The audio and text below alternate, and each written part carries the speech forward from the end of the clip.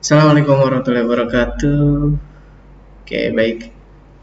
Hari ini kita coba untuk bisa belajar di Cisco Packet Tracer, tapi kita akan membahas mengenai peer-to-peer nih. Secara sederhana ingin menggambarkan bahwa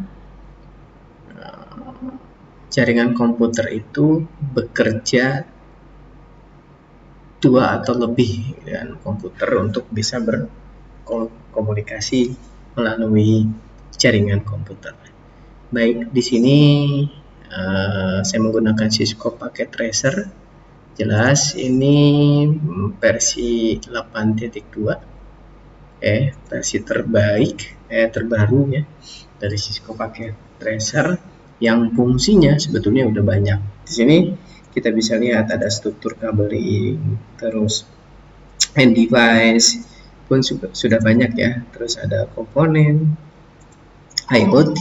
Nah, ini belajar tentang IoT pun ada di sini. Gitu. Udah enak lah, udah banyak ya. Gitu. Nah, kita akan coba belajar peer-to-peer dulu. Dari situ kita cuman butuh yang namanya switch. Satu switch, kita coba arahkan switch mana saja tinggal dipilih. Terus kita end device-nya kita ambil PC satu ya, end device-nya kita ambil PC satu lagi. Nah, ini dia PC. Satu lagi ya, kita ambil seperti itu. Komunikasinya kalau misalkan menggunakan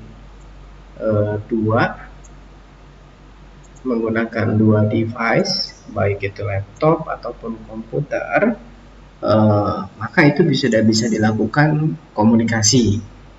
Oke, tapi kalau misalkan tidak menggunakan switch juga nggak apa-apa kalau hanya dua. Tapi bagaimana komunikasinya itu berjalan ketika ada tiga nih, ya, ketika ada tiga komunikasinya berjalan seperti apa. Oke, nah kita coba akan hubungkan switch ini dengan kabel strike. Ya, kita akan hubungkan melalui pas Ethernet yang ada. Oke, kita hubungkan melalui pas Ethernet yang ada juga di sini. Kita hubungkan kembali melalui pas Ethernet yang tersedia. Oke, jadinya dalam topologi ini kita ambil sebagai topologi start yang sederhana gitu ya, yang cuman ada satu laptop, dua PC yang akan berkomunikasi. Oke, nah ini warna akan menyesuaikan dengan sendirinya walaupun ini sudah berwarna hijau ya, udah hijau semua, tapi ini tidak dapat melakukan komunikasi antara PC ke PC ya. Functional portnya tidak ada ya. Nah, tidak bisa berkomunikasi satu sama lain. Kenapa seperti itu? Jelas di sini sudah tertata atau terlihat bahwa PC 8, PC 9 dan PC 4 itu belum laptop 4 ya, belum diberikan yang namanya IP address sebagai pengalamatan yang baik ke sananya. Maka ketika kita akan memberikan alamat IP address, ini alamat IP address, kita pastikan ya, kalau misalkan ingin terhubung berarti kita gunakan network yang sama pada ketiga device ini. Seperti itu. Karena di sini fungsinya dari switch ya. Kalau misalkan networknya berbeda, maka kita harus menggunakan device yang layarnya lebih tinggi seperti router untuk nanti bisa kita routing antara network satu dengan network keduanya seperti itu. Nah, kita atur dulu ini akan menggunakan IP berapa, misalkan 192.1.1.1 misalkan ya, /24.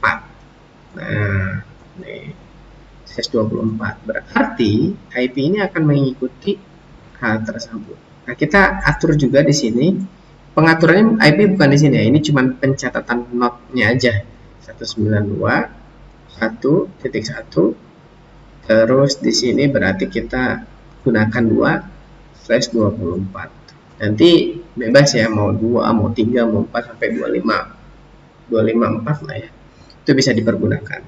Nah, untuk laptop sendiri gimana? Kita laptop bisa 192.1.1.5 misalkan /24. Nah, itu diibaratkan satu kesatuan network yang sama.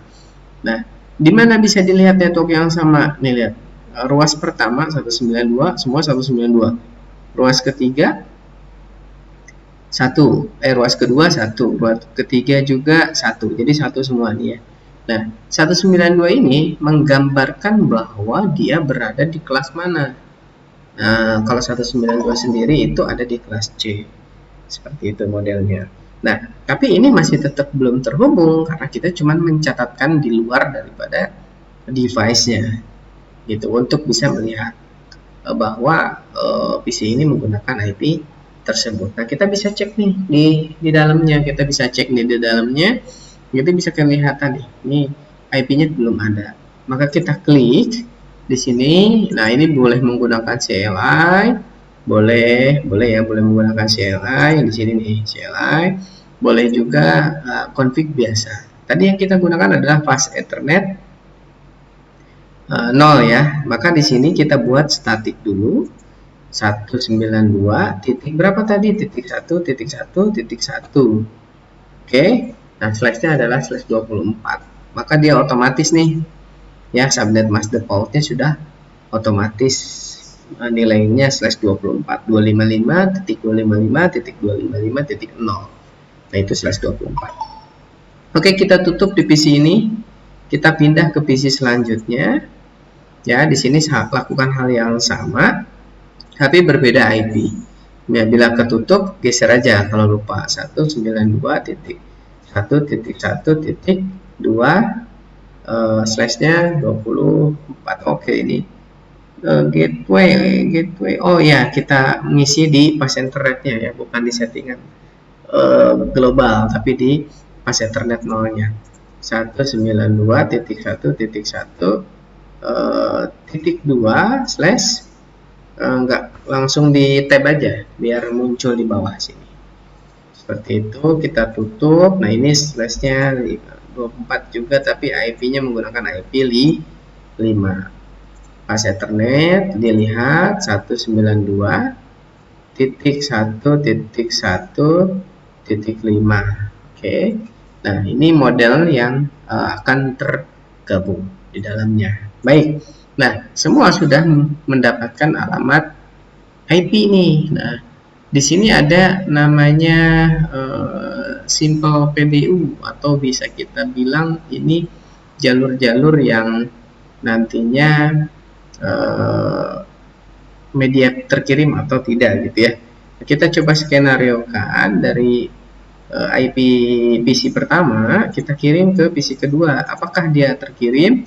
Maka laporannya ada di bawah sini. Oh, ternyata sukses.